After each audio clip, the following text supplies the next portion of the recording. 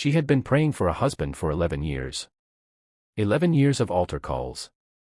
11 years of fasting. 11 years of telling everyone who asked, "I'm just waiting on God." But the night she turned 39, alone in her car, in a church parking lot, God finally spoke. And what he said shattered everything she thought she knew about herself. If you have ever told yourself you were waiting on God, but something in your spirit just felt unsettled, this story is for you. Before we go any further, make sure you subscribe and turn on notifications, because what God is about to reveal through this story might be the very thing you have been avoiding hearing. Drop a comment right now if you are ready to receive this. Let's go. Her name was Miriam.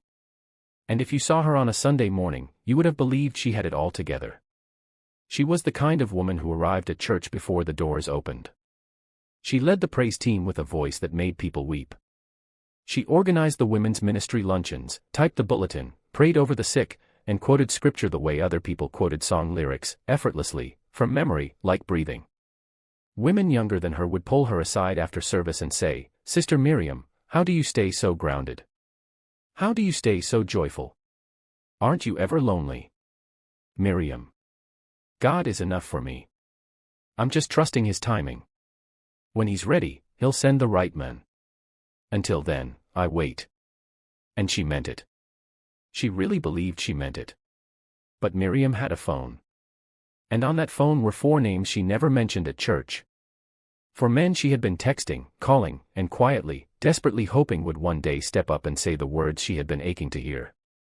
She never told her pastor. She never told her accountability partner. She never even fully admitted it to herself. Because in her mind, none of it was serious. It was just options. Just companionship. Just something to hold on to while she waited. At least one of them will eventually step up. At least I'm not doing anything wrong. At least I'm not out there chasing men the way other women are. At least had become her theology. There was David. He texted her every few days, always late. Always charming. He'd send a voice note saying how much he appreciated her spirit, how he'd never met a woman like her, and then disappear for 2 weeks. When she finally asked where things were going, he said, "David, I'm just not in a rush, you know. God hasn't confirmed it for me yet. But I love how I feel when I talk to you." She told herself he was still growing. She waited. There was Marcus. He was more consistent, but emotionally unavailable in a way she kept trying to fix. He'd call her when he was stressed, lean on her wisdom, then remind her every few weeks that he wasn't looking for anything serious right now. Marcus. You're honestly the most solid woman I know, Miriam. I need to get myself together first. You understand, right? Of course, she said. She always understood. She had been understanding for 4 years. There was Jerome, who only called during his lunch break, never on weekends. Who introduced her to his co-workers once, months ago, as my friend. Who made her feel, somehow, like the most important and most invisible woman in the world at the same time. And then there was Raymond. Raymond, who went to church. Who prayed beautifully. Who quoted scripture. Who told her he was believing God for a wife. But somehow, every time the conversation turned toward commitment, he found a reason to steer away. A new season God was taking him through. A business venture. A word from his prophet. Always something. Raymond. The timing just isn't right yet, Miriam. But I feel like God has something special in store for us. Let's just keep praying. And she did. She prayed. She fasted. She journaled. She read every book about godly relationships she could find. But she never let any of them go. Because letting go meant being completely alone. And completely alone was the one thing she had never allowed herself to fully face. When peace left the room. It started as a small restlessness. A discomfort she couldn't name. She'd be in worship, hands lifted, eyes closed, and suddenly her phone would buzz. A text from Marcus. And just like that, she wasn't in worship anymore. Her body was there, but her heart had already left the room to check that message. She started losing sleep. Not dramatically, not all at once. But in small pieces. Lying awake at 2 a.m., reading a chain of messages from David that meant nothing and somehow everything. Replaying conversations with Raymond, searching for hidden promises. Wondering why Jerome hadn't called. Is something wrong with me? Am I not enough? Is this punishment for something? Lord, why is this so hard? She prayed harder. She fasted longer. She volunteered for more ministry roles, filled more hours of silence with activity and noise and purpose. Because the moment she stopped, the ache crept in. Quiet. Patient. Persistent. Her best friend, Tanya, noticed first. Tanya. Miriam, can I say something? And you promise you won't shut me out? Miriam. Of course. Say it. Tanya. You've been talking to those same men for years. And none of them have moved. None of them have committed. And I watch you give them your prayer time, your mental energy, your emotions. And I wonder, is it possible that you're not actually waiting on God? Is it possible that you're scared of the silence if you let them go? Miriam laughed it off. She hugged Tanya and said she'd pray about it. She drove home, turned on gospel music loud enough to drown out her own thoughts, and convinced herself her friend didn't understand. But something had shifted. A door, cracked open just enough for light to slip through. It was a Tuesday. 3 weeks before her 40th birthday. She had stayed late after midweek service, helping stack chairs and organize the altar area. The building had emptied slowly, the way churches do, laughter fading, car engines starting, voices drifting away until it was just her and the hum of the fluorescent lights. She sat in her car. She didn't start the engine. She didn't open her phone. She just sat in the stillness for a moment, and for once, she didn't rush to fill it. And in that stillness, something opened inside her chest. Not pain, exactly. Something older than pain. Grief, maybe. Or truth. She began to pray. Quietly at first. Then with more urgency. Miriam. God. I don't understand. I love you. I serve you. I have been waiting on you. Why does it feel like you're not answering? Why does it feel like this blessing is passing me by? What am I missing? What am I doing wrong? The parking lot was dark. A light rain had started, blurring the street lamps. She sat with her hands in her lap, listening to the silence. And then, not in a thunderclap, not in a vision, not in a dramatic rush of wind, but in the way only God can speak, deep beneath the noise, in the place words don't quite reach. She heard it. Miriam. You are not waiting on me. You are avoiding being alone with me. The words landed in her spirit like a stone dropping into still water. She felt the ripples move through her before she fully understood them. Every man you are holding onto is a wall you have built between yourself and the silence you are afraid to face. You fill your hands with them so you don't have to feel the emptiness of releasing them. But, daughter, how can I bring a man to a heart that is already occupied? She sat very still. She did not cry. Not yet. She was still trying to argue. But Lord, I haven't done anything wrong. I haven't crossed any lines. I've just kept them close. For company. For hope. Just in case. Just in case I fail you. And there it was. The sentence she had never let herself think. The truth she had buried under 11 years of altar calls and fasting and serving and trusting God's timing. Beneath all of it, quiet and shameful and human, the belief that if she let go of every option, God might not come through. And she would end up with nothing. Alone. Forgotten. Passed over. She had not been waiting on God. She had been insuring against him. That was when she broke. The tears came without warning. Not gentle tears, the kind that come from somewhere so deep they shake your whole body. She pressed her hands over her mouth and cried in a way she had not allowed herself to cry since her mother's funeral, 7 years ago. Raw. Unpolished. Ugly. All the late-night texts. All the conversations that led nowhere. All the times she had swallowed her dignity and stayed available for men who never chose her. All the Sundays she'd stood at that altar, arms raised in surrender, and then driven home to check if David had finally replied. I wasted years. I told everyone I was trusting God, and I was lying. Not to them. To myself. I have been holding their hands in the dark, pretending it was faith. She cried until she had nothing left to cry with. And when the tears were gone, she sat in a strange and terrible quiet. She opened her phone. 4 names glowed back at her in the dark.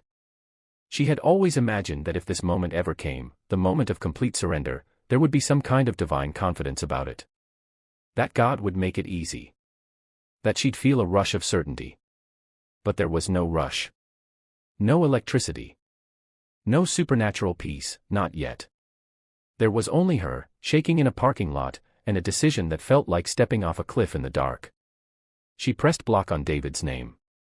Her hand trembled. She pressed block on Marcus. She breathed out slowly. She pressed block on Jerome. A sob escaped her, quiet and brief. She held the phone on Raymond's name for a long time. Raymond who prayed. Raymond who quoted scripture. Raymond who felt, in some way, like the safest loss to let go, because at least he was godly.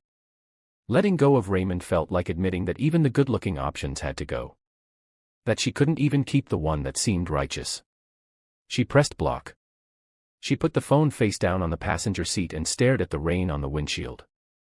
No fallback plan. No soft landing. Nothing waiting on the other side except the silence she had spent 11 years running from. Okay, Lord. I don't know what comes next. I don't know if this is the right choice. I don't know if anyone is coming. But I am done filling my hands with things that cannot hold me. I am done pretending. Whatever this silence is, I am going to learn to live inside it. She started the engine and drove home in the rain. The first week was the hardest thing she had ever done. Not because anything dramatic happened, but because nothing happened. No texts. No calls. No late-night voice notes. No waiting. No checking.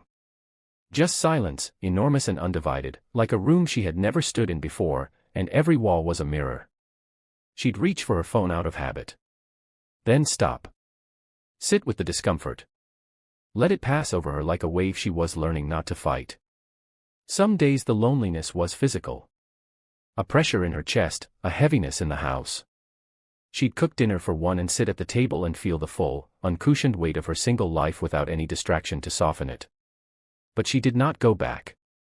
Not once. In the emptiness, something unexpected happened. She began to hear herself again. Her own thoughts. Her own desires. Her own voice in prayer, not desperate and scattered, but clear. She started writing in a journal she hadn't touched in 3 years. She started sleeping through the night. She started arriving at worship and actually staying there, not pulled out by a buzzing phone, not half present and half somewhere else. One morning during devotion, she read a verse she had read 100 times before. But this time it landed differently. Be still, and know that I am God. Psalm 46 verse 10. She had always read, be still, as passive. Patient. Inactive. A kind of spiritual sitting and waiting. But now, for the first time, she understood it as an act of the most profound courage she had ever been asked to perform. To be still, truly still, in a world that offers endless noise, endless options, endless ways to avoid your own emptiness, was not passivity. It was warfare. It was trust in its most terrifying and most beautiful form. She began to bloom in ways she hadn't expected. She finished the online course she'd started and abandoned. She joined a new outreach ministry that took her out into the community on Saturday mornings. She started mentoring 2 younger women in the church, women who were, she now recognized, exactly where she had been, spiritually active, emotionally unavailable. Was this what wholeness felt like? Not the absence of loneliness, but the presence of peace even within it. Slowly, quietly, with no fanfare, she became a woman who was not waiting for someone to complete her. She became a woman who was already complete, walking forward, trusting the one who had always been enough, and choosing, for the first time, to actually believe it. What she finally understood. Months passed. A season changed, then another. She stopped marking the days. She stopped calculating how long she'd been alone. She stopped measuring her worth against a timeline that had no biblical foundation. And in that freedom, in the beautiful, terrifying spaciousness of a heart fully surrendered, something remarkable happened. She realized that waiting on God had never been about pausing her life at a rest stop and scanning the horizon for a man to appear. That was not faith. That was passivity dressed in spiritual language. True waiting, the kind God honors, the kind that precedes the miraculous, looked nothing like what she had been doing. It looked like fullness, not emptiness. Like movement, not stagnation. Like a woman so occupied with purpose, so rooted in her identity, so at peace in her own presence, that she had no frantic energy left to entertain men who did not choose her. Waiting is not keeping options open. Waiting is keeping yourself open, to me, to growth, to becoming. It is trusting that I see what you cannot yet see. And resting in that without needing to hold anything as backup. She understood now. The 4 men had not been her safety net. They had been her cage. Every emotional thread she held onto with them had been a thread that bound her in place, unable to fully heal, unable to fully grow, unable to fully receive what God had prepared for her, because she could not stretch far enough to reach it while her hands were full of something else. She thought about all the women like her. In churches all over the world. Saying, "I'm waiting on God," while texting someone who had made no covenant with them. Saying, "I trust His timing," while holding a backup plan in each hand. Never resting. Never truly still. Never fully available, not to God, not to themselves, and therefore not to anyone He might actually send. We tell ourselves we are waiting, but we are running. We are running from the silence. We are running from the fear. And we call it faith because it sounds better than the truth. She sat with that. She let it be heavy. And then, for the first time in a very long time, she laughed. Not bitterly. Gently. With the mercy of someone who had finally come home. Waiting on God is not a posture of the hands. It is a posture of the heart. And a heart that is cluttered cannot receive. What a hand that is open is being trusted to hold. I need you to sit with this one. Ask yourself honestly, not as a Christian performance, but as a real moment between you and God, are you truly waiting on Him? Or are you emotionally occupied with something, or someone, that is quietly keeping you from the very thing you're praying for? If this story touched something real in you, type, "I'm ready to truly wait," in the comments. Not for me, for yourself. As an act of declaration. As a first step. Share this video with someone who needs to hear it. Subscribe if this kind of message feeds your spirit. And come back, because this community is a place where we stop performing faith and start living it. God sees you. He has not forgotten you. And He is more than enough, if you are willing to finally let everything else go. She is clothed with strength and dignity, and she laughs without fear of the future. Proverbs 31 verse 25.